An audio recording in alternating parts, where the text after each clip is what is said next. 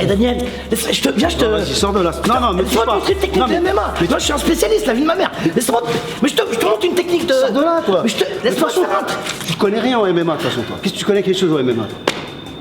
Moi, j'avoue, c'est vrai.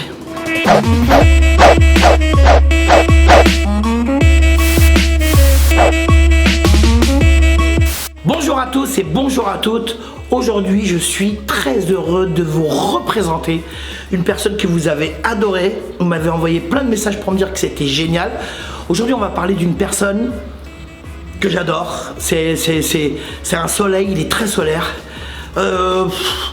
Il est super connu dans le monde du MMA. Il s'occupe d'un des meilleurs boxeurs français, si c'est pas le meilleur, Benoît Saint-Denis. Aujourd'hui, je vais vous parler avec Daniel Voirin, pas Warin, Daniel Voirin avec un W, mais c'est Voirin.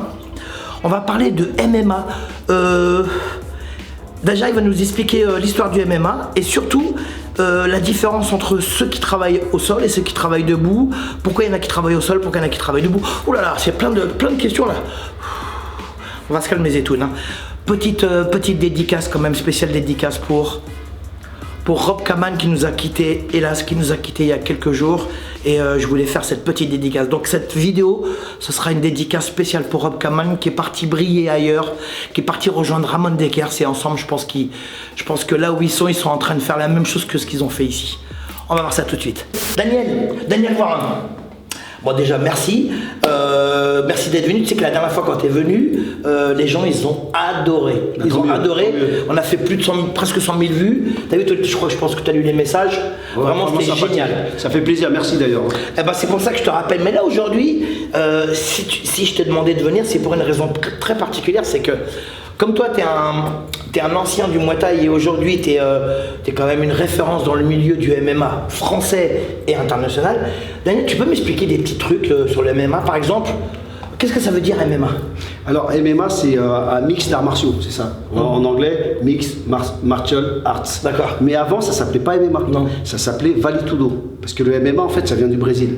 Quoi, le Vale Tudo. C'est pas plutôt free fight aussi un peu? Non mais Vale Tudo, oui, free fight c'était plus allez on va dire dans les pays anglophones, en France aussi, ils appelaient ça, mais c'était Vale Tudo. Vale Tudo en portugais ça veut dire tout est valable. Ah d'accord, voilà, Vale Tudo. Ah ok. Tu vois, ça vient du Brésil alors? Alors ça vient du Brésil, le MMA et voilà quoi. L'idée, en gros, hein, je schématise, c'était c'est surtout les Gracie hein, qui voulaient montrer au monde que le jiu-jitsu brésilien, c'était l'art le plus fort. Donc ce qu'ils faisaient en gros, hein, l'idée c'était ils se rencontraient tous dans un tatami. Par exemple, toi tu fais de la boxe thaï, l'autre fait de la savate, l'autre on se rencontre, on va voir quel est l'art martial ou le sport de combat le plus efficace. Ça a commencé comme ça. Ouais, moi je me rappelle. Et après, bon, t'as vu au début, c'était souvent ceux qui étaient très forts au sol, dans le jiu-jitsu brésilien, et qui mettaient au sol, si tu avais zéro notion, t'es comme un bébé, t'es mort. T'es mort. Et tu sais très bien qu'il y a un moment tu tombes. Oui. Il y a un moment tu. Ah ouais, si tu mets pas KO, voilà. Voilà, si tu mets pas KO, l'autre il t'attrape, il va te faire tomber, t'es sur le dos, tu te relèves. Mais aujourd'hui, et ce depuis quelques années, le MMA c'est devenu on va dire un sport à part entière, avec. Pas encore avec une culture, mais avec des codes et des règles. D'ailleurs, moi j'ai connu le Pride, c'était sur un ring, on a connu sur le tatami, mais là c'est avec un truc fermé un peu. Oui, alors maintenant c'est une cage. La cage, au début c'était beaucoup plus aux États-Unis. Tu vois, au Japon il y avait beaucoup de rings. Oui. Je crois que même maintenant encore ils ont. Si, ils font encore des rings. Corée, Japon. Mais c'est pas adapté. Tu vois bien parce que les cordes, ouais. quand tu par exemple tu mets une projection, il y a le mec qui peut traverser les cordes. Ouais, des fois il ramène. Voilà. En plus ils sont obligés d'arrêter pour replacer, alors que la cage, tu continues, le combat ne s'arrête pas. Ouais. Donc vraiment, c'est vraiment ce qui est bien. En fait, c'est bien adapté, c'est la cage. Et le ring, c'est pour la boxe, hein, donc ou le Muay Thai et tout ça, quoi. Ou le catch. Voilà. Mais la cage. Donc là, ça s'appelle un octogone, c'est ça? Alors attention, octogone. Ça c'est bien. Voilà, octogone, c'est en fait, c'est une marque déposée. C'est l'UFC. Ah ouais. C'est-à-dire qu'en fait, les 8 côtés là, comme ils disent, il n'y a que l'UFC qui font des cages et ils donnent l'autorisation. Je crois que c'est pour ça que tu vois des cages rondes. Ah oui, c'est vrai, j'en ai vu beaucoup de cages rondes. Même en Thaïlande, j'en ai vu dans des camps. Oui, il y a plusieurs types de cages.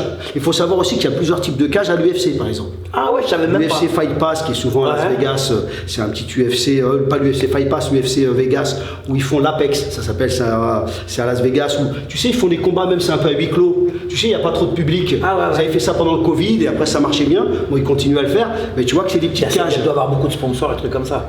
Ouais, puis bon, c'est plus facile, il y a moins de public, ça va plus vite et ils peuvent, comme ils ont beaucoup de combattants, ils peuvent les booker. D'accord, ils rapidement. enchaînent très vite. Par exemple, là je te prends l'exemple quand Benoît a combattu un UFC numéroté, tu vois, par exemple, lui c'était l'UFC 299, là c'était une cage de 9 mètres, elle était énorme. Ah, c'est immense. Ouais, elle était énorme. 9 mètres, c'est alors que faut savoir une chose, c'est que le ring il fait en général, ça dépasse, t'as des rings à 5,35, 5,75, après t'as des rings à 6 mètres 30, Ouais. là 9 mètres c'est énorme. Non, c'est énorme. Ouais. C'est pour ça que justement Ça fait ma salle. Hein. Ah oui, non, mais c'est énorme. C'est pour ça que de se déplacer dans une cage comme ça, il faut savoir se déplacer dans une cage comme ça. C'est pas C'est comme pour ça qu'il y en a qui courent aussi. Hein. Ben voilà, la problématique justement dans le striking, on va parler du striking, de tout ce qui est debout dans le MMA, c'est que tu as des mecs qui bougent un peu dans tous les sens.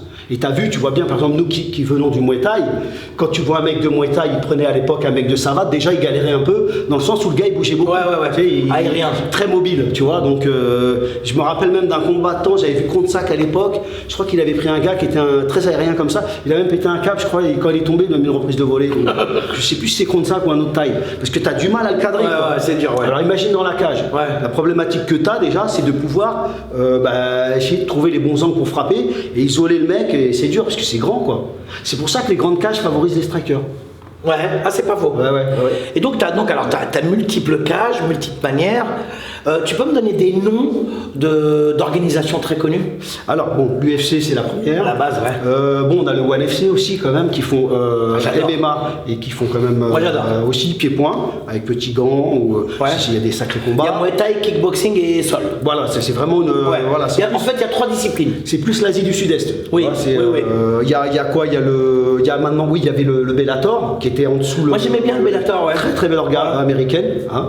Mais Il y en là, a dans le monde entier en plus. Hein. oui, mais là, il fusionne avec le PFL. PFL, c'est une ligue.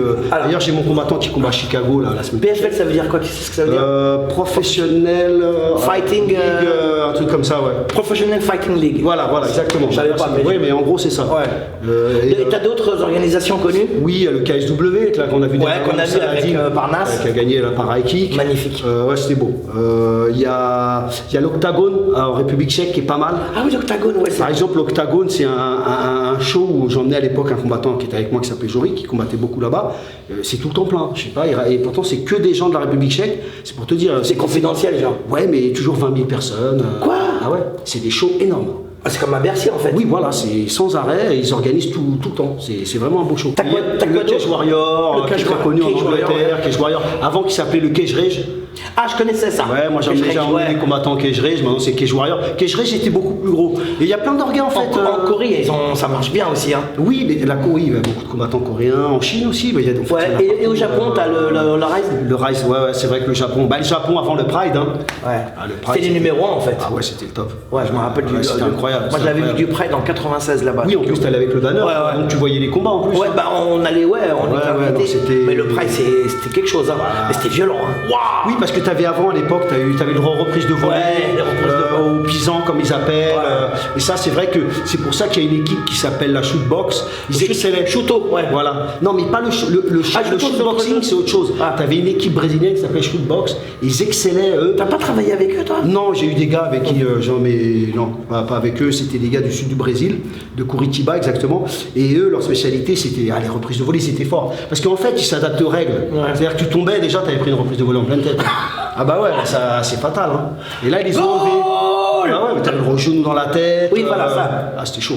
Et là, aujourd'hui, l'organisation qui domine le monde du MMA, c'est l'UFC. UFC, et de très loin. Et de très loin. Attends, il y a quand même le One, il y arrive, non? Ouais, non, c'est Non. autre chose. C'est Ouais. un autre niveau. PFL, non? Non plus. Qui a emmené un combattant à l'UFC, il voit la différence. Moi j'ai fait toutes les orgas Ouais. presque, donc je vois c'est T'as vraiment. été, toi, à l'UFC? Oui, l'UFC, oui. Alors, j'ai fait beaucoup de main events, quoi. Ouais. Et là-bas, c'est extraordinaire. Ouais, c'est le top. Ouais, c'est une c'est-à-dire organisation professionnelle de ouf. Voilà, c'est-à-dire qu'ils mettent tout en place pour pouvoir mettre bien l'athlète, quoi. Ouais. Et Maintenant- le coach? Et le coach. Le coach, ouais, entre guillemets. Ouais. Mais pas comme en Asie. Non. En Le Asie, coach, ils il est font pas très respecté. attention au Oui, là, coach, je suis ouais. d'accord avec toi. Ouais. C'est-à-dire que ces organisations américaines, elles calculent pas trop les coachs. Ouais. Faut dire la vérité. Ouais. En Asie, il y a un respect du professeur. Bien sûr. Qu'il n'y a pas. Ouais, c'est vrai. Dans eux, ils ne calculent pas. Alors, juste pour info. Donc, Là, moi, je vois depuis quelques années, bon, je suis pas trop le MMA, mais comme je suis dans l'actualité, enfin, on est dans l'actualité, je suis obligé de regarder un peu à gauche, à droite. Là, je vois qu'il y a deux écoles du MMA. Tu as les gens qui sont debout, tu as les boxeurs, ce qu'on appelle les strikers, et puis tu as ceux qui sont au sol. On les appelle comment, au sol? Ouais, les grappleurs. Les grappleurs. Ouais. Non, mais il y a les lutteurs aussi. Il y a les lutteurs, mais les lutteurs qui viennent de Tchétchénie. Voilà, beaucoup qui. Daghestan, ils sont aussi hyper forts. Mais aussi des États-Unis, il y a beaucoup de luttes. Alors oui, parce que la lutte aux États-Unis, elle fait partie du programme sportif dans les universités. Voilà, exactement. C'est pour ça qu'ils ont un gros vivier. Ah ouais, un gros vivier. Ben, il y en a beaucoup qui migrent. Dan Anderson, que j'ai entraîné au Brésil, aux États-Unis à la Team Quest, il venait de la lutte. Il avait fait même les Jeux Olympiques. Ah ouais, oui, ça. après il s'est mis au MMA pour faire de l'argent. C'est comme ça. Bon, après c'est devenu superstar, mais à la base, c'était pour être parce que la lutte, ça paye pas beaucoup. Hein. Non, ça paye pas. Ouais. Mais les gens du Daghestan, Kyrgyzstan, Tchétchénie, tout ça, c'est des super lutteurs. Voilà, ils sont très très forts en lutte. Hein. C'est vrai que. En plus, ils ont une lutte particulière quand même. Oui, ils ont un style un peu comme les Khabib. Hein, ils ont un style particulier qu'ils ont développé. Ouais. Mais bon, ils font que ça et puis ils ont un cardio énorme. Par contre. C'est pas tous non plus qui réussissent parce que après c'est bien beau d'être lutteur, mais le combat il commence debout donc. Mais t'emmènes vite au sol quand même. Hein. Ça dépend. Si le gars il défend bien, tu l'emmènes pas au sol. Hein. Moi, alors, c'est quoi ce délire là? Quand tu vas, ils viennent, tu sais, ils sont là. D'abord, ils ont les jambes comme ça, et puis tout de suite, ils viennent chercher la jambe avant. Ouais, la jambe avant. Oui, ça s'appelle le single. Ouais, ça s'appelle single leg. Ça, tu vois, single, en fait, single, single, c'est en anglais, c'est voilà. Voilà. Ouais. Donc en fait, tu vas aller chercher la jambe avant, c'est la plus près. Bon, ça dépend si tu es droitier, gaucher, et c'est pour mettre au sol. Mais souvent aussi, il y a beaucoup de feintes. Ouais. Les strikers feintent beaucoup, font semblant de chuter pour remonter après. Parce que ces incertitudes, c'est difficile à lire. Ouais. Tu vois, tu as vu, nous en Muay Thai, on a pas mal d'incertitudes. Ouais. Parce que même le Muay Thai, il y a beaucoup de techniques. Ouais. Mais imagine en MMA. Tu prends un striker qui fait semblant d'aller au sol, il revient avec un overhand. Toi, tu as défendu. Il y a des grosses patates larges parce que vous avez des petits gants. Exactement. Alors, ça s'appelle comment ces gants? Des mitaines. Des mitaines. Et c'est combien d'ounces? Pour les pros, 4. C'est des gants pour le froid. Voilà, c'est des gants. Et puis ça dépend des orgas. Ça, c'est 4, c'est pro UFC, mais des fois, des petites orgas de merde donnent des gants un peu, tu vois. Et ça arrive même que tu viennes avec tes gants. Et au One, c'est combien? 6. One, c'est pareil, c'est 4. Ah, c'est 4. Non, c'est réglementé. Ouais, c'est du 4. Ah, mais ça fait super mal. Et tu mets des mitaines en dessous ou pas? Tu mets des bandages. Ouais. Tu vois, donc t'as des. Pareil, t'as des. En fait, t'as des cutman, ils viennent faire ton bandage. Et t'as un coquille obligatoire, protège-dents. Interdit de mettre de la vaseline. Ah ouais, pourquoi? Pour pas glisser, ouais. Ouais, pour pas glisser. C'est seulement à l'entrée que le gars il te met un petit peu de vaseline. Ouais. C'est tout. Hein. Pour le visage, pour boire. Voilà, exactement. Et à l'UFC, par exemple, quand tu es dans le vestiaire, il y a un mec de sécurité qui te mate tout le temps. Tout le temps. Mais comme aux États-Unis. Moi j'avais fait boxer Jeannot, il y avait un mec qui était avec nous. Et il est dans le coin. De la commission. Il est dans le coin, même quand la minute de repos, il regarde tout et tout. Ah oui, mais t'as un mec avec toi dans le coin. aussi au Japon. Mais de toute façon, t'as un mec dans le coin, par exemple, quand tu coaches à l'UFC, t'as un gars qui est là. C'est-à-dire que si tu te lèves, il te alors que nous, il y avait tous nos potes dans le coin. Oui, mais c'est ce que je te dis. Avant, tu regardes, le coach, il savait tout faire, le bandage, il faisait la prépa physique, il faisait tout. Maintenant, ça, à MMA, non, le bandage, déjà, t'en fais jamais, moi, j'en fais jamais. Parce que des fois, ça m'arrivait de faire des bandages, le mec, il me dit, ouais, Daniel, tu fais des bandages de merde. Déjà, 1, je suis pas cutman, l'ami. 2, je t'emmerde, déjà. Non, mais bon, je rigole, mais ce que je veux dire par là, je fais pas. Tu sais, il faut pratiquer. Ouais. Tu sais, avant, on faisait les bandages tout le temps. Maintenant, t'as vu, on a un peu assisté, les mecs, ils viennent faire le bandage. Et ils font bien, c'est des professionnels. Tu vois. Alors, il y a des bandages chez vous dans le MMA? Ouais, il y a les petits bandages, c'est toi qui demandes comme tu veux. Et en plus, tu rajoutes le gant. Voilà, mais tu casses les gants. Quand ils te donnent les gants, tu les casses. Ouais, comment Voilà, tu les casses parce qu'ils sont assez rigides, tu vois. Même les doigts, voilà, des fois, tu sais, après ça gonfle, tu as du mal à. Alors, je voulais te poser une question parce que moi, je suis pas un féru de MMA, tu le sais. Mais ça m'est arrivé de voir des combats. Ça arrive de temps en temps qu'il y a les doigts dans l'œil. Ça, j'ai vu ça. L'arbitre, il arrête le combat. Et il y en a qui font exprès de mettre le doigt dans l'œil. Je pense qu'il y en a qui font exprès, il y en a d'autres non. Maintenant, ils ont mis en place une espèce de gant où tu sais, c'est un peu. Tu peux pas trop tendre, mais même comme ça. Parce que tu as vu quand tu fais des sorties comme ça, moi je le travaille avec les gars, ça c'est efficace. Bien sûr. Tu sors la jambe arrière, tu tournes, tu casses la dynamique du gars. Et ben des fois, tu as le doigt qui traîne. Hein. Tu vois, j'en ai vu, ça m'est arrivé d'en voir pas mal ça. Hein. Le mec il est là, il fait comme ça avec le. Ouais, parce que les mecs, voilà, ils poussent, il vient et l'autre il s'empale. Ah ouais, c'est. Ah ça c'est problématique, mais le problème tu ne peux pas retirer les mitaines, tu sais, il y a de l'appréhension, donc bien sûr. C'est compliqué de. Donc alors il y a deux catégories, il y a amateur et professionnel. On est d'accord. Mais ça c'est dans le monde entier. Oui, c'est dans le monde entier. Est-ce qu'entre amateur et professionnel, est-ce qu'il y a comme en boxe anglaise, genre intermédiaire, genre indépendant, une transition entre l'amateur et le professionnel? Non, moi franchement non. Mais c'est quoi la différence entre L'amateur, c'est protège tibia, les mitelles, ils mettent des protèges tibia. Ils mettent des protèges tibia, mais pas tout le temps. Moi, quand j'étais aux États-Unis avec mes amateurs, ils n'avaient pas de protège. Par contre, pas de genou à la face et pas de coude. Ah d'accord, ouais, interdit. Voilà. Oui, c'est un peu comme en France, le Muay Thai. Genou corps. Les rounds, ils sont moins longs. C'est des rounds de 3 minutes au lieu de 5. Combien de rounds? 3 rounds de 3. Bah, c'est pas mal déjà, c'est pas mal. C'est beaucoup. Ouais, c'est pas mal. Et des fois, il y en a, ils font 2. Je pense que ça dépend. En fait, en France. T'as le casque aussi? Non, t'as pas de casque. J'ai déjà vu moi des duels. Ouais, il y en a, mais moi je sais qu'à mon époque, il n'y avait pas de casque. Là, par exemple, j'ai regardé, j'ai vu, ils ont fait des championnats, là, et j'ai vu les gars, ils n'ont pas de casque. Hein. D'accord. Pas de coude? Pas de genou? Non, pas de corps, genou, corps, genou, oui. corps, frappe au sol, bien sûr. Hein. Et les gants un peu plus rembourrés. Je sais plus si c'est 6 ou 8. 8, c'est gros déjà, 8. Ouais, non, je crois que c'est 6. Ouais, je vais regarder. Ouais, c'est des gants coquets. Ça, c'est amateur. Ça, c'est amateur. Mais ils prennent de l'oseille ou pas? Non, D'accord. Mais il y en a, il paraît que oui, mais bon, sans Ils prennent des survêtements, des sacs, des codes. Écoute, moi, j'ai pas de combattant amateur. Je vais pas te mentir. Ah ouais, pourquoi? Moi, ça m'intéresse pas en fait. Ouais, j'ai pas le temps. Non, il y en a qui s'entraînent avec moi, je les laisse évoluer. Voilà, quoi. Alors, professionnel, c'est quoi? C'est combien de rounds? C'est c'est 3 x 5. Ah ouais, c'est des rounds de 5 minutes. Ouais, c'est long. Si tu combats pour une ceinture, par exemple, Benoît, il a fait un 5 x 5.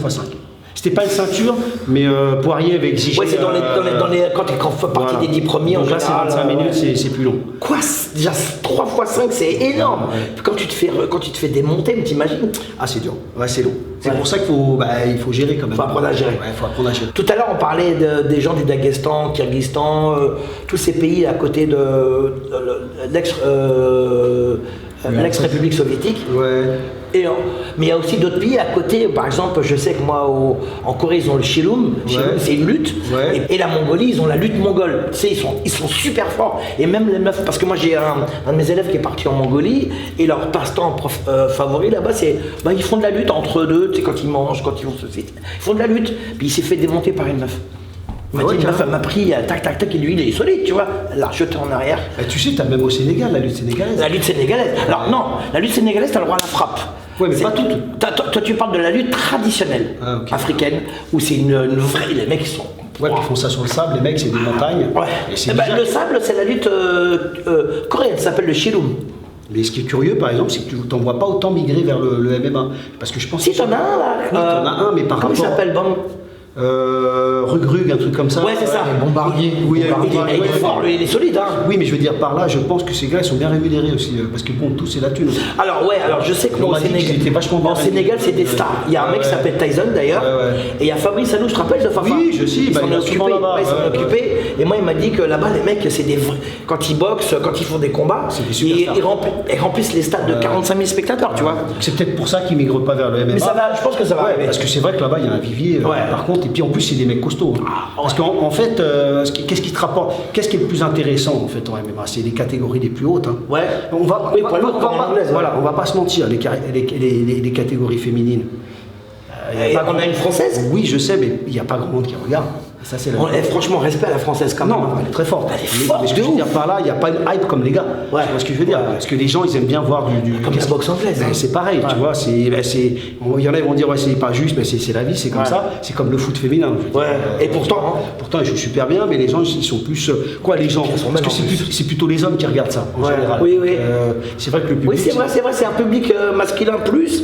Quand les femmes, elles arrivent, mine de rien. Regarde dans la boxe taille aujourd'hui, t'as vu, moi j'ai. Par contre, la boxe taille, je sais qu'au Brésil, la boxe taille, au niveau féminin, ça explose. En France aussi. Hein. Ouais. Alors, pour en venir aux luttes, est-ce qu'il y a une école, entre guillemets, est-ce qu'il y a une école européenne, asiatique? Il y a on a parlé du Daghestan, tous ces pays-là, mais est-ce qu'il y a une école asiatique du MMA, américaine et européenne? Toi, tu sens la différence ou pas? Moi, je dirais qu'ici en Europe, du moins en France, c'est le striking qui fait la différence. Parce qu'on a des strikers de très haut niveau et tu as vu, ils commencent tous à vouloir migrer. Ils gagnent pas tous. Non, mais il y en a quand même pas mal qui performent. Et si tu regardes à l'UFC, tu as énormément de strikers qui performent. Ah ouais. Pereira, qui vient du kick. Adesanya, qui vient du Poirier, kick. il vient du quoi? Poirier, c'est général. Et John Jones, il vient de la lutte. John Jones, ils viennent de la lutte. Mais tu regardes, tu as énormément de de striker quand même. Tu sais que John Jones, excuse-moi, je te coupe. Hein. Il a beaucoup travaillé avec Jean Carrillo, tu sais. Tu me parlais de Jean Carrillo. Jean Carrillo, il s'est beaucoup occupé de lui au niveau des PAO et tout. Hein. Ah, ça, je savais pas. On l'embrasse quand même. Hein. Ah, okay, et donc là, c'est striker. Ouais, striker, oui. Non, mais non. Ils ont plus la cote que les grappleurs. Ben, en fait, les gens aiment bien voir les KO. Hein. Ils aiment bien debout. Moi, j'aime bien debout. Parce que regarde, pour un néophyte, le gars il part en lutte, il part au sol, c'est plus compliqué à comprendre. Ouais. Moi, ça me dérange pas, j'aime bien parce que bon, je suis dans le milieu, je vois l'efficacité du sol, et puis bon, c'est spectaculaire. C'était un grand endpoint. Grand endpoint, c'est quand tu mets le mec au sol, tu frappes. S'il est vraiment agressif, c'est spectaculaire. Mais le debout, ça reste le debout. Ouais. Je veux dire, tu vois souvent les gros KO debout, les gens, c'est vrai. Et ça parle à tout le monde. Ouais. C'est-à-dire que le gars, même le gars lambda, il regarde. Mais c'est vrai, tu peux ramener n'importe qui. Je te rappelle avant, jusqu'aujourd'hui dans les galas de boxe style, des fois tu ramènes un cousin, un nom qui est à Paris, tiens, il vient, il connaît rien, il dit waouh, c'est vrai. C'est spectaculaire. Ouais, c'est spectaculaire. Donc, il n'y a pas il y a une école plus striking en Europe, tu veux dire? Je sais pas. En fait, moi je dirais. Toi, tu reconnais la différence ou pas? Ah oui, bah, on voit par exemple là, quand tu parlais des gars du Guestan, tu vois tout de suite leur style. En plus, sur les appuis, costauds, ils vont tout en lutte, tu vois. Ils sont solides, hein, voilà, alors en France, tu vois déjà, il y a beaucoup de gens qui viennent aussi du Sanda, tu sais. Bien sûr. Donc, tu sais, alors, on explique que c'est un art martial chinois. Ça vient du Kung Fu Wushu et qui a été développé à la fin des années 70, plutôt dans les années 80, pour la notion plus sportive. Bah oui, mais justement, t'en vois pas mal, tu sais, parce qu'ils ont des projections, je sais, dans le Sanda. Tu vois pas mal de mecs de Sanda. Ils ont une autre école aussi, excuse-moi, ils ont une école chinoise, le Shi Xiao, c'est la lutte chinoise qui est très très belle. Bah, ils ont des bonnes. Moi, comme je te disais, l'élève que j'avais, la Jorik, il avait des projections incroyables. Ouais. Et, il faisait des comment ça s'appelle, des transitions striking lutte qui étaient intéressantes justement pour le MMA. Et on a beaucoup de mecs de pied-point, de kick, d'anglaise. On a quand même un vivier ici de combattants, je dirais multi-style, tu vois. Ah, c'est bien ça. Mais le striking reste quand même en France un niveau incroyable. Est-ce que tu là depuis que c'est légalisé, on voit des compétitions de ouf, surtout à côté de ma salle à Bercy. C'est plein. Hein. Ouais, c'est plein. Nous en boxe on l'a rempli, je crois, une seule fois avec Kepchi. À l'époque, c'était Farina contre El Kandili, qu'on embrasse d'ailleurs. Mais pourtant, quand même, et à chaque fois, c'est plein. Et je connais pas le nom des organisations, mais c'est plein à craquer à chaque fois. Souvent déjà l'UFC ça ramène beaucoup de monde. Parce que l'UFC quand ils mettent s'ils mettent une carte que française, ça ramène aussi du monde parce qu'en France il y a l'engouement avec le MMA, mais des fois ils mettent une carte où même il y a des étrangers, comme c'est placé bien, la France est bien placée au niveau de l'Europe, ils viennent tous du monde entier pour voir. Il y en a, tu sais, qui se déplacent, ils traversent l'Atlantique juste pour aller voir un combat à Las Vegas. Hein. Il y en a plein. Donc en fait, et puis bon la promotion du truc, elle est incroyable. Ils mettent beaucoup de moyens. Tu sais, les Américains, moi, c'est ça qui m'a, ce qui m'a interpellé par rapport aux organisations françaises, hein. Même brésiliennes, je dirais. Aux États-Unis, même des orgas amateurs, c'était le top. Quoi. Ils ont quelque chose qu'on n'a pas. Tu vois. Ils ont peut-être ce côté très spectacle. Voilà, et puis bon. Entertainment. Oui, puis bon, les Américains ils dépensent aussi, tu vois, ils regardent pas. Oui, c'est bien consommer. C'est des consommateurs de tout. D'ailleurs, c'est pour ça qu'il y a des pay-per-view, tu vois. En France, je pense que si tu faisais un pay-per-view, un pay-per-view, c'est quand tu payes pour voir. Moi, ça m'arrive de payer à l'époque quand il y avait des grands combats de boxe anglaise. Voilà, oui, mais c'est pas dans la culture française. Non, on a la 1, la 2, la 3. Ou tu essaies de gratter une place pour rentrer. Là, par contre, à l'UFC, c'est impossible. Alors c'est quoi ce délire? Il n'y a pas de place? Non, il n'y a pas de place. En fait, l'UFC, il te donne généralement 4 places. Pour un boxeur? Ouais. Enfin, les places. Comment on dit, un combattant? Un fighter, d'accord. En fait, le gars, il a 4 places. Il y a la place pour le combattant. Tu vois, et les 3 autres places pour les coachs. Parce que généralement, si combat avant, après tu peux aller voir le combat. Parce que toi, quand tu as fini de combattre, ils te virent du vestiaire, hein, tu dégages. Hein, tes affaires, ils les ont déjà récupérées à l'UFC, ils les ont déjà mis dehors, ils t'attendent dehors. On dirait une ex. Ouais, mais c'est ça, c'est exactement ça. Tu t'en vas de chez moi. Tu bouges. C'est très millimétré, Et pourquoi ils sont radins comme ça là, sur les places? Business, j'en sais rien. Elles sont chères les places? Ça dépend où. Mais par exemple, celle que tu as fait à Paris, par exemple. À Paris, je sais pas, je crois que c'était la moins chère, c'était 100 €, je crois. Hein. Et devant, tu te rappelles pas? Ah, devant c'est cher. Genre 1500. Par contre, je sais qu'aux États-Unis, à Miami, là, pour l'UFC numéroté, je crois qu'il y avait des places à 400 $, hein, les minimums, je crois. Hein. Et devant, ça doit être hyper cher. Une blinde, Mais c'est pas les meilleures places devant. Ouais, Non, non, tu vois mal parce qu'en fait, il y a du monde devant toi. C'est comme ça. Voilà, tu es au niveau de l'octagone. Les places qui sont un peu mieux, c'est celles qui sont un petit peu. Ouais, bah comme en boxe. Bah ouais, tu vois un peu mieux. Tu te rappelles, nous, moi, quand je faisais boxer des élèves, même quand j'étais en bas, tu te rappelles, des fois même j'étais trop en bas parce que Là, tu vois pas, bah oui, tu vois pas bien. Oui, la vision, elle est pas bonne. C'est pas la même. Hein. Bah, ça va trop vite. Dès qu'il se rapproche ton combattant, dès qu'il se rapproche de tu ton vois pas, tu vois pas. C'est vrai que la vision, elle est faussée. C'est-à-dire que les gens, ils se rendent pas compte à la télé, ils voient bien, mais nous, on n'a pas les mêmes informations. C'est pour ça qu'en football américain et en basket, ils ont les caméras. Non, pas que ça, ils ont des gars à eux, des gars de la team, qui vont être dans les tribunes pour envoyer des news, tu vois. C'est charmé, c'est génial. Ça, c'est pas mal. Ah oui. Oui, parce que ta vision, elle est erronée. Hein. Ouais, tu as une vision assez, t'as une vision assez globale du truc, mais pas assez c'est pour ça qu'il faut vraiment bouffer vraiment de l'expérience. Ouais, bien sûr. Parce que tu vois, tu peux pas t'improviser comme ça dans un coin si t'as pas l'habitude. Non, c'est dur. Donc pour en revenir au MMA, par exemple, les combats ils commencent comme ça, et moi j'ai déjà vu des mecs j'en ai vu plein, ils sont comme ça. Ils ont le pied à l'extérieur comme ça. Par exemple, ton élève Mathieu, qui est venu dans ma salle. Il y en a son profil. Ouais, son profil. Mais j'ai vu Mathieu, il met un pied à l'intérieur. Ouais. Et l'autre pied comme ça, il est complètement ouvert. Moi, je lui dis non. Oui, je lui dis non, parce qu'en boxe, tu peux pas boxer comme ça. Oui, tu as des appuis aux ouverts, je suis d'accord avec toi. Mais en MMA, il y a beaucoup de trucs comme ça. En fait, c'est un style un peu hybride. Tu sais, tu as des mecs, regarde en MMA, tu as des strikers, mais t'as pas des mecs qui viennent de la taille, tu as des mecs qui viennent de la taille, mais tu as des mecs qui viennent du taekwondo, ouais, aussi, c'est vrai. Qui viennent du karaté, oui, c'est vrai. Tu as des gars qui viennent de l'anglaise, tu as des gars, tu as vu, ils sont de profil, ils sautillent, ouais, sans garde. Il y en a un qui est connu, il s'appelle Venom Page, mais tu n'arrives pas à le toucher, un anglais. Il a le garde, il a pas de garde en fait. Mais il vient d'où? Il vient d'Angleterre. Maintenant, là, le style, je sais pas, ouais, peut-être taekwondo, mais les mecs, ils arrivent à adapter. Il y a peut-être aussi des gars qui viennent de d'autres. Du kung fu, il y en a qui viennent. Bien sûr, il y a deux. Alors moi, tu vois, si je voudrais poser une question, Daniel, puisque toi, tu es vraiment dans le business, tu connais bien, c'est pour ça que tu es là d'ailleurs. Hein. Sinon, je t'aurais pas invité, Daniel. Hein. Il m'invite pas. Bon, en tous les cas, merci Daniel, regarde.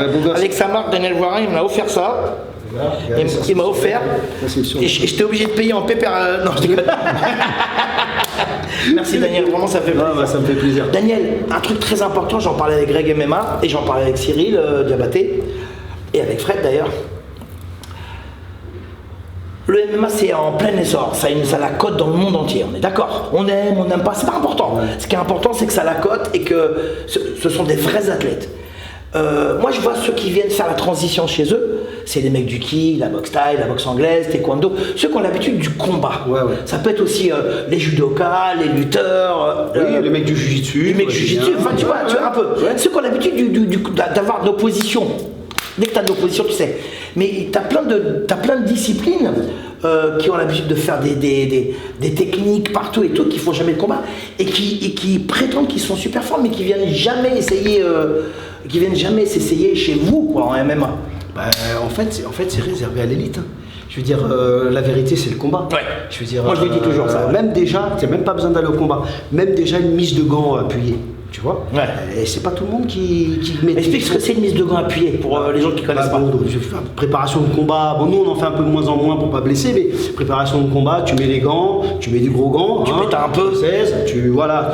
Casque ou pas casque, moi je trouve que le casque ça protège, bon, surtout pour les coups de tête ou les protège tibia, double protège tibia si tu veux. Et là t'envoies fort. Là t'envoies fort parce que t'as vu, c'est pas pareil quand t'envoies fort. Ah bah non, c'est pas le même cardio. Ça dure moins longtemps. Justement. Ça c'est pas tout le monde qui fait ça. Tu vois, tu le sais très bien. C'est pas, en fait, il faut savoir que la compétition, je dirais même amateur, parce que les gens des fois ils dénigrent l'amateur, ça fait très très mal. Hein. Il y a des gros KO en amateur. Tu te rappelles les classés? Voilà, exactement. Quand on a commencé même en interclub, il faut savoir qu'il faut. C'est important d'être préparé parce que c'est pas de la rigolade, tu vas pas jouer au foot. Et c'est pas tout le monde qui est apte de faire ça. C'est vrai qu'il y en a, ils aiment bien montrer des techniques. On sait très bien que ça ne fonctionne pas en combat. De toute façon, tu regardes, qu'est-ce qui fonctionne? L'anglaise, debout, c'est la base. Les points, c'est toujours la même chose. Que vous avez des coups de poing quand même assez larges. Oui, mais c'est quand même on peut dire ça ressemble aussi à des coups de poing de bagarre de rue. Oui, aussi, qui restent efficaces aussi. Oui, bien sûr. Tu vois ce que je veux dire? Parce que tu les vois pas arriver, ils descendent, des overhead. Comment t'appelles ça? Overhead. Tu vois, ça il y a des noms maintenant. C'est bien parce que vous commencez à avoir des noms. C'est-à-dire que ce style est en train de se structurer. C'est clair. Par contre, ce que j'ai remarqué en MMA, c'est qu'il y a beaucoup de techniques du Muay Thai que les combattants de Muay Thai n'utilisaient plus. Tu vois, tu sais, les coups de genoux sautés là qui font. Ils sont beaucoup utilisés en MMA. Et maintenant, ce que je vois, c'est qu'il y a pas mal de mecs de taille qui essayent de reprendre des techniques. Et tu sais qui c'est qui fait ça beaucoup aussi? MMA. Tu sais qui c'est qui fait ça aussi? Maintenant, c'est beaucoup les combattants japonais. Tu sais, au Japon, en K1, t'as vu les coups de genoux sautés, ils en font beaucoup. Ben oui, mais avant, il n'y avait pas ça. C'est pareil, le mur, il faut comprendre une chose. Une corde, t'as vu, quand tu es acculé dans les cordes, ta jambe, elle va passer sous la corde, tu vois. Donc tu peux quand même, en plus c'est mou, c'est élastique, t'arrives à... Mais un mur, tu peux pas, tu te retrouves avec les jambes parallèles, tu frappes comme ça, et ben justement, il faut mettre des situations en place où tu te retrouves à striker contre un mur. Tu vois, parce que la cage, c'est pas une corde, tu vois. C'est dur, c'est du voilà, donc des fois, c'est vrai que normalement, tu dois avoir bien les pieds calés, un pied devant, une jambe derrière, mais des fois, tu peux te retrouver à boxer avec les jambes parallèles. Alors qu'on va te dire que ça sert c'est de la merde. C'est de la merde, mais là, le fait d'être contre la cage, t'as pas le choix. Vous apprenez à travailler là-dessus. Des fois, moi, je travaille beaucoup contre le mur en striking. Parce que si tu te retrouves contre... En plus, quand tu sens la pression du mur, si tu te sens mal à l'aise, tu sens que le gars, il va... Tu vois, t'es bloqué. Voilà, t'es bloqué. Et pareil, il y en a des fois, ils prennent appui sur la cage, ils poussent la cage et ils frappent. Ah oui, ça j'ai déjà vu. Même ils font des high kicks, c'est vrai. Est-ce que tu as le droit d'utiliser en MMA J'ai vu des fois ils disent t'as pas le droit de faire ceci. Non, t'as pas le droit d'agripper. D'agripper le. Même avec tes orteils. Ah, t'as pas le droit? Non, c'est interdit. T'as pas le droit. T'as le droit de poser le pied. Voilà, mais pas le droit d'agripper. C'est-à-dire que si je te mets au sol, t'agrippes. Et ils peuvent t'enlever un point. Ça j'ai vu. Et des fois l'arbitre il met un jaune. C'est interdit. Ça, les cartons, non, ça n'existe plus. Mais à l'époque, c'est vrai que ça existait au Japon. Non, mais c'est vrai qu'avant, il y avait carton vert, carton jaune, je crois. Pour nos-combativités, s'il y a des non-combativités. Ça, je trouvais ça pas mal parce que, tu sais, des fois, t'as les combats, c'est de la merde. Tu vois? Je veux dire, quand tu payes, tu vois? Tu vois, donc. Après, ça dépend des deux styles. C'est le matchmaking aussi. C'est vrai, mais les gens, ils payent pour voir quand même des gars, tu vois. Donc, pour en revenir. T'allais comme ça là, bon très souvent ils viennent chercher, et puis quand tu emmènes au sol, moi ce que j'ai déjà vu c'est, le gars toi tu vas être de dos, tu m'attrapes le dos, et le gars il va s'asseoir carrément exprès, il fait exprès. Il descend sur ses appuis. Voilà, il descend sur ses appuis, pas toi, moi. Moi je me fais saisir. Ah oui, pour défendre, pour défendre, et là il donne le dos, il arrondit comme ça, c'est quoi cette technique? Non mais en fait il essaie de briser la saisie. Tu vois, on a un peu ça en... T'as vu en Muay Thai, quand on a le dos, on descend, voilà, tu vois, comme si on était assis sur une chaise, tu vois. Mais par contre, il faut savoir que sur ces techniques-là, tu vois, même de saisie de dos, il y a des fois les mecs qui jouent au sevi, ils lâchent et ils viennent te frapper direct, tu vois ce que je veux dire, t'es pas obligé de mettre au sol. Et ce qui est intéressant, c'est surtout travailler les genoux dans ces positions-là. Parce qu'en fait, quand t'es sous... Moi, ce que je dis, parce qu'il y en a, ils essaient de forcer pour mettre au sol. Pour mettre au sol, en fait, tu peux utiliser des techniques de de projection. Saisie de jambes, projection sur les coups de genoux. Mais des fois, et tu vois, quand les gars ils vont à la lutte, tu sais, à la lutte dure, mettre au sol, tu sais, contre la cage, par exemple, ils se fatiguent énormément. Ça demande beaucoup d'énergie. Oui, bien sûr. Et des fois, tu as vu le mec, il n'arrive même pas à le mettre au sol, il se crame pour rien, tu vois. Ça crève. Pour ça, moi, je travaille beaucoup avec mes élèves sur ça. Tu défends, mais quand tu mets au sol, tu essaies de trouver des techniques qui vont pas t'user physiquement, tu vois. Parce que faut se relever, faut se frapper, défendre. Généralement, celui qui attaque, c'est celui qui met le plus de jus. Quand tu défends contre la cage, tu te fatigues moins, tu vois. Et ça demande beaucoup d'énergie. Alors, attends, peut-être tu pourras venir aussi au bout d'un moment, justement, qu'est-ce que le Muay Thai, parce que vous avez... j'allais le dire. Anto, tu vis sur ma bite. Donc, bon, toi qui vas du Muay Thai, parce que t'es un enfant du Muay Thai, tu peux dire ce que tu veux. Moi, j'ai les sports de combat, j'ai commencé à 13 ans, c'était que le Non, mais t'es un enfant du Muay Thai. Après, t'as beau raconter ce que tu veux, nanani, nanana. Voilà. Toi, qu'est-ce que tu préconises pour un mec qui fait du MMA, qui combat en MMA? C'est un striker. Qu'est-ce que tu lui donnerais comme conseil? Dis-moi. Déjà, pour le striking. Déjà, tu dis pour débuter ou pour s'affirmer? Pour s'affirmer. Pour progresser. Déjà, ce qui est important, c'est d'avoir une bonne base d'anglaise. Parce que l'anglaise, ça reste l'anglaise. Ah putain. C'est-à-dire, t'as vu, quand t'as une bonne base d'anglaise, derrière, c'est plus facile de le faire travailler en haut. L'anglaise sera même pour ça. L'anglaise, c'est la base. Donc, déjà, avoir une bonne base, savoir se déplacer. Les distances de combat sont différentes. J'ai vu. En MMA. Déjà, à cause des équipements, c'est un peu plus loin. Tu vois, t'as des distances de sécurité. Déjà, pour esquiver, c'est dur, tu vois. Mais les esquives d'anglaise sont très importantes en MMA. Pour venir mettre, déjà, pour pas prendre des coups, déjà, et pour mettre au sol. Comment Parce ça? que sur des techniques par exemple d'esquive rotative, Ouais. tu arrives à attraper le gars, elle met tout seul. Ouais, pas mal. Par exemple, je te donne un exemple. Sur un jab, tu as vu, tu sors la tête, tu vois, c'est en anglaise. Et ben en MMA, hop, tu peux venir te rapprocher, hop, avec un petit crochet, mettre au sol. Pas mal, Oui, pas mal, tu vois, ouais, en fait, d'accord. l'anglaise, elle est vraiment bien adaptée pour le MMA. Donc tu parles d'esquive rotative. Esquive rotative, mais aussi bon, pour la garde, pour frapper, les déplacements, tu vois, Ouais. c'est important. Et moi, ce que je préconise, c'est travailler aussi le mouet. Le mouet, je parle Le Muay Thai, de ouais. mouet, Ouais. pas les déplacements de mouet. Parce que je pense que les déplacements de mouet ne sont pas adaptés. Non. Oui, mais De toute façon, c'est trop court. C'est trop court, Ouais, ouais. et c'est pas assez mobile. Tu vois, Ouais. tu tombes sur des mecs mobiles. Tu vas te saisir direct. Mais il y a quand même des combattants qui arrivent à faire ça. Ouais. J'ai vu des mecs Ouais. qui sont quand même statiques. Ouais. Donc ils ont Au pas One, de moi, défense j'en ai de vu au lutte. One. Voilà, donc tu sais, la vérité en fait on ne l'a pas, tu vois, ça dépend de Non, combattant. il n'y a pas de chance exacte. Voilà, exactement. Il y a des cas Mais particuliers. mais quand même, Mais il y a une généralité. base, Il y a une base. généralité. Il faut être très mobile. Donc c'est ça. Pourquoi apprendre le mouet? Parce que le mouet, tu as les coudes, tu as le clinch. Le Muay Thai clinch contre les lutteurs, il n'y a pas plus efficace. Ah ouais. Tu as vu Benoît quand il a combattu Debout, Poirier? tu veux dire, au sol? Debout. Ouais, debout. Tu as vu quand il a combattu Poirier, il a pris un Muay Thai clinch, l'autre était perdu totalement. ouais, Il ne comprenait pas les mains en bas, il y a les coudes qui rentrent, Ouais. tu vois. Et tu peux même mettre des mises au sol en Muay Thai clinch. C'est-à-dire que, tu as vu quand tu saisis. Et le Muay Thai clinch que je préconise, c'est celui-là, le classique. Ouais. Pas celui-là où, voilà, celui-là. Ouais. Pas trop collé. Pas trop collé. Parce que si t'es collé, l'autre il va t'emmener. Ouais. Et quand tu dis emmener, il t'emmène au sol. Il t'emmène au Ouais, sol. parce que moi, Il va j'explique, placer le dos, j'explique, hein. il va te faire un petit crochet, il t'emmène au sol. Là, toujours avec un petit espace. Et tu sais, quand on fait le décalage, Le petit, là, ouais. voilà, là tu décales. Là, si tu attaques pour shooter, mettre au sol, tu peux même mettre au sol. Le gars va être surpris. Parce qu'il va être déséquilibré.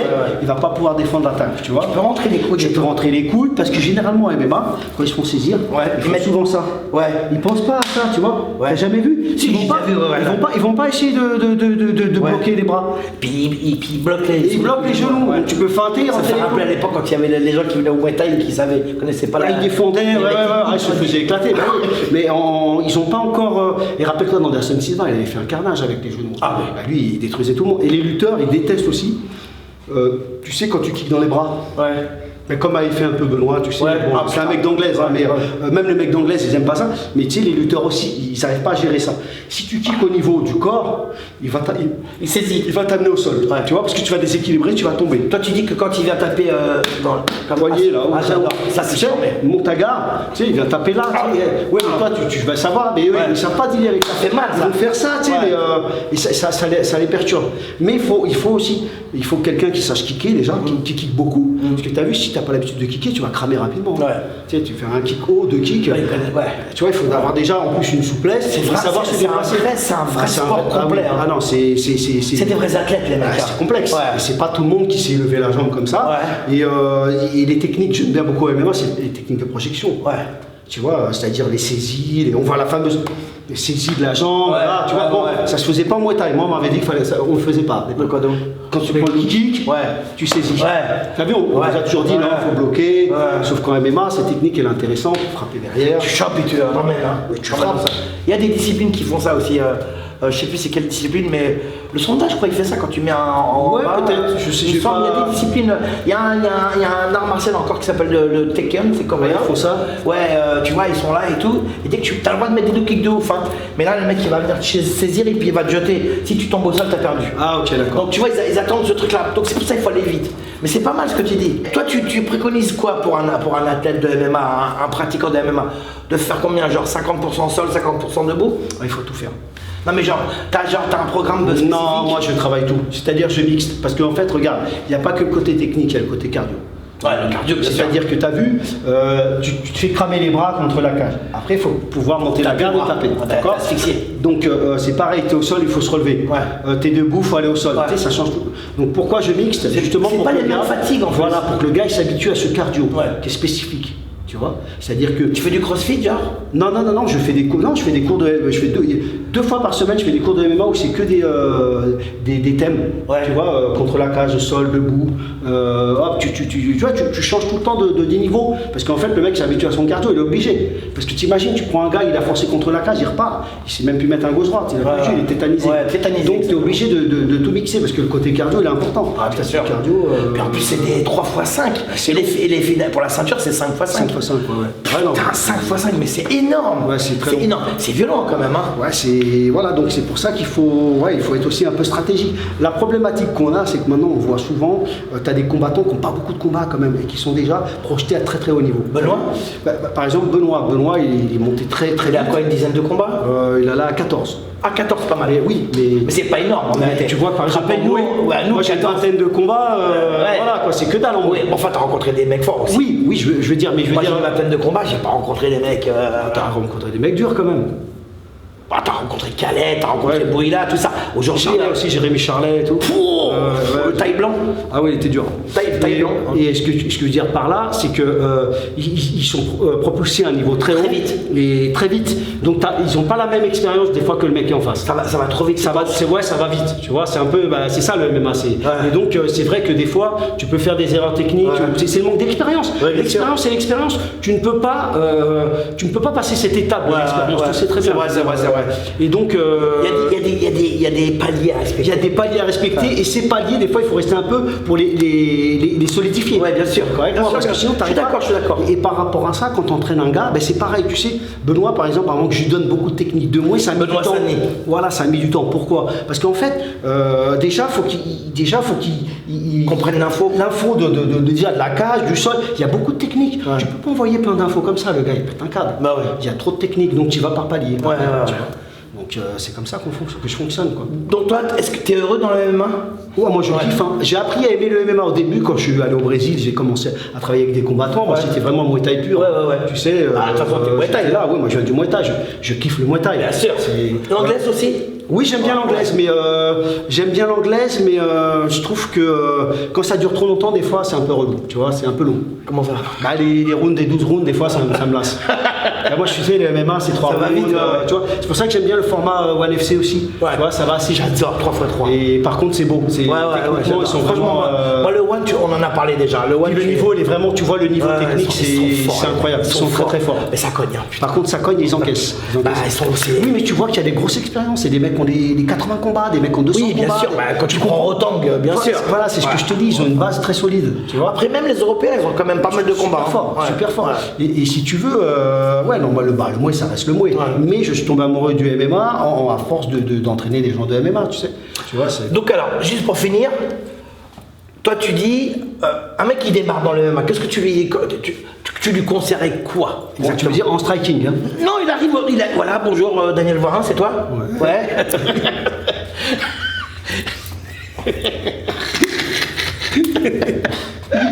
Oui, c'est moi, et alors? Non, rien, je voulais juste savoir un truc, excuse-moi, je pensais que t'étais plus grand et tout, t'as déjà fait ça? Ouais. Putain, mais moi, vous êtes André Zéten, ouais. Ah, je vous voyais plus grand. Ou alors ils viennent dans ma salle, ah, je la voyais plus grande. Tout est petit chez moi, moi. C'est tout, hein, c'est Non, comme pas ça. moi, pas moi. Ouais. Moi, je parle de moi. Donc, un mec qui vient te voir et te dit, voilà, monsieur Voirin, je voudrais faire du MMA, qu'est-ce que vous me conseillez pour démarrer? Tu conseilles quoi? En fait, qu'il fasse du spécifique un peu au début, je pense. C'est-à-dire quoi spécifique? Le spécifique, c'est-à-dire qu'il fasse un cours de boxe anglaise déjà. Tu sais, pas commencer par la taille, parce que tu as vu, il y a beaucoup d'informations. Il faut avoir une structure de boxe, du sol, tu vois. Le sol, c'est bien, hein. Ouais, le sol, t'es obligé. Grappling. Parce que en plus, il n'y a pas de percussion dans le sol quand tu. Non, mais si tu fais du judo, mais c'est comme ça, c'est bien. Le sol, ce qui est intéressant, c'est plus tout ce que maintenant ils disent en France, la lutte à livrer, mais ça peut être le grappling, c'est sans kimono. Le grappling. Ouais, parce qu'en fait. La lutte, quoi. Non, c'est différent. La lutte, c'est plus debout, tu vois. Non, t'as la lutte, la gréco et la libre. Oui, mais t'as vu, ils commencent debout, c'est vrai, tu vois ce que je veux dire. Bon, tu me diras aussi au sol aussi, mais. Ils sont forts, les lutteurs. Oui, mais moi, ce que je veux j'adore. dire par là, de la lutte, du spécifique lutte, tu vois. Toi, tu parles d'un mec au sol. Voilà. Grappling, donc. Et par contre, du sol, tu vois, qui tourne vraiment au sol, tu vois. Toi, tu ferais pas de transition, pas de transition lutte-sol, ou non, mais vraiment du spécifique, tu vois. Et après, quand il commence à avoir déjà des bases un peu dans le truc, faire vraiment du MMA. Où là, il va mixer. Parce qu'il n'y a pas que savoir. C'est pas parce qu'il il est bon en spécifique là, après, il y a les transitions. Il faut savoir de la boxe. Aller en lutte, tu vois, de la lutte, le mettre au sol et vice-versa, d'être au sol, se relever, repartir en striking. Il n'y a que des transitions. Les appuis, c'est plus les mêmes en plus. Voilà, et les frappes, tu vois, par exemple, au sol, il y a les frappes. C'est pas pareil. T'as des mecs, ils n'ont pas un sol de ouf, mais comme ils sont agressifs, ils ont des bonnes positions et ils frappent. Bah, t'as des coudes dans la T'as gueule. des mecs qui sont solides aussi. Hein. Solide, tu Ouais. vois, t'as des mecs qui sont basiques. Dan Anderson, il avait pas un sol de ouf, il s'est jamais fait. Ah si, il s'est fait soumettre une fois, je crois. Mais T'es par fort, contre, ouais. et par exemple Vanderlei, tu te rappelles Vanderlei, Ouais, bah ouais. pas très bon sol, mais très basique. Et Overeem, c'est pas un tueur au sol. Hein. Mais bon, faut aller le mettre au sol. Hein. Non, mais c'est pas. Ouais. Overeem, il vient du kick. Hein. Et il a soumis des mecs. Hein. Ouais. Il a soumis Belfort avec une guillotine. Non. Ah ouais. Belfort. Ouais, Victor Belfort, ouais. Et- C'était au Pride, je crois. Ah, c'est il y a longtemps. Hein. Ouais, mais ce que je te dis, en fait, tu sais, comme il y a des regarde, t'es pas bon au sol, mais t'as des bonnes positions, tu frappes fort. Le mec est ceinture noire. Toi, regarde John, il avait soumis Lyoto Machida, qui était ceinture noire d'un grand maître qui s'appelle De La Riva. Il lui a fait une guillotine en 2 secondes, alors que toi, t'es ceinture blanche. Ouais, mais attention, John, il vient de la lutte américaine. Enfin, la lutte. Oui, c'est vrai, mais ouais. je veux dire par là, tu vois, dès que t'as des frappes et tout, ça change le game. Donc, toi, tu dis. Est-ce que pour toi, le MMA aujourd'hui, ça continue d'être en transition? Est-ce qu'il est en train de progresser le MMA dans le monde? Est-ce qu'il est en train de prendre. Est-ce que tu penses qu'il va avoir une forme très spécifique du MMA à un moment comme la boxe anglaise Mais il a déjà cette forme, hein, mais si tu veux. Oui, mais t'as vu, c'est d'un combat à l'autre, c'est jamais Bah pareil. oui, mais parce que c'est des spécialités. t'as les Oui, mecs qui mais est-ce vont- que tu crois qu'un jour il y aura une spécialité genre du MMA? Mais il y a une spécialité. Voilà. Le MMA est un sport à part entière. Ouais. Sauf qu'il y a des mecs qui sont plus forts dans un registre que l'autre. Regarde par exemple, moi on combat ensemble. Toi tu es très fort en striking. Moi j'ai un avantage au sol, je vais tout faire pour te mettre au sol. Ouais, c'est vrai. Je comprends ce que je veux dire. C'est pour ça que tu vois des combats différents. Et même toi stratégiquement, tu peux demander à ton poulain de faire des choses différentes. D'accord. Regarde, moi Benoît il a mis des KO, mais il a pas mis des KO, il a fait énormément. Il a fait plus de soumissions que des KO, Benoît. Ouais. Il est très fort au sol. Mais ça dépend le moment, Ouais, ça très dépend. bien. Voilà. Mais ça dépend ça dépend la stratégie puis le combat, la forme qu'il prend, tu vois. Daniel, merci beaucoup pour toutes ces infos. Tu sais, Voilà. moi je connais pas bien le MMA, je regarde ici et là. Je suis pas. J'adore me rencarder. Toi, tu es un spécialiste du MMA en France, en Europe et dans le monde. Donc merci. Merci à vous, Merci les à gars. Daniel, vraiment. Et puis. J'ai acheté mon survêt et mon t-shirt. Et merci Daniel. Super. Merci beaucoup. Super. Ouais, Daniel Voirin. Est-ce que tu crois qu'on peut dire Voirin Daniel ou Daniel Voirin? Non, Daniel Voirin, moi j'aime bien. Et toi, j'adore Daniel Voirin quand tu. Parce que après, il y en a qui disent que. Mais bon, c'est pas. Après, à un moment, tu sais, des fois, tu dis des trucs. Daniel, viens, parce que là, je sais plus quoi dire. Voilà, Daniel Voirin, il est là. Voilà. Salut, merci, les gars. merci Daniel pour la vidéo. Merci d'être venu. Ouais, c'est un plaisir. Franchement, c'est un plaisir. Tu sais que moi, nos internautes, ils t'adorent. Ah bah tant mieux. Hein. T'as vu, ils te laissent des messages de ouf. Ah non, franchement, ça c'était gentil, ça fait Et plaisir. c'est mérité, c'est Ah, merci mérité beaucoup. parce que t'es souriant et tout. Il y en a qui m'ont dit, c'est dommage, il est un peu petit, mais bon, ça n'a rien à voir. C'est comme ça. Merci Daniel. Merci à toi. Merci. Muay Thai m'en ventre. Ah, Muay Thai. M'en ventre.